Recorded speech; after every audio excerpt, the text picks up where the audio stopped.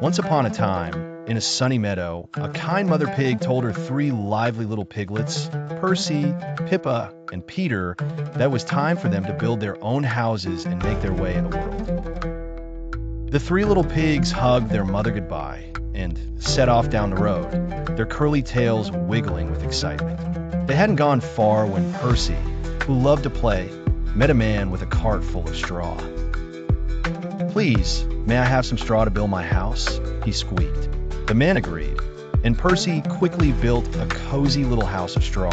He danced around it, delighted with how fast he had finished. Soon after, Pippa met a man with a cart full of sticks. "Please, may I have some stick for my house?" she politely asked. The man said yes, and Pippa carefully built a sturdy-looking house of wood. She admired her handiwork, feeling quite proud. Meanwhile, Peter, the thoughtful pig, continued alone. He met a man with a cart of strong bricks. "Please, may I have some bricks to build my house?" Peter asked.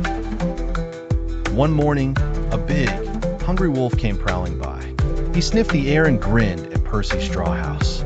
Little pig, let me come in," he snarled. Percy, trembling, cried, "No, no, by the hair of my chinny chin chin." The wolf snarled, "Then I'll huff, and I'll puff, and I'll blow your house down." And he did. Percy squealed and ran as fast as his little legs could carry him to Pippa's house of sticks. "Help, Pippa! The big bad wolf blew down my house." The wolf soon arrived at Pippa's house. Little pigs, let me come in," he roared. The pigs cried, "No, no." And he huffed and he puffed and he blew the stick house down. Percy and Pippa squealed in terror and ran as fast as their little trotters could carry them to Peter's strong house of bricks. The big bad wolf arrived, his eyes gleaming. Little pigs, let me come in," he growled. "No, no," shouted all three pigs. He huffed and he puffed and he huffed and he puffed, but the brick house stood firm. The wolf grew red in the face, completely out of breath. Then he noticed the chimney. "Aha," he thought, "I'll climb down the chimney."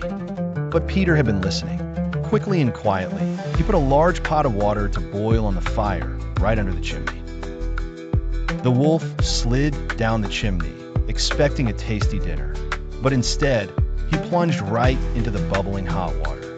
"Yuch," he howled. With a singed tail and a very sore bottom, the big bad wolf ran away.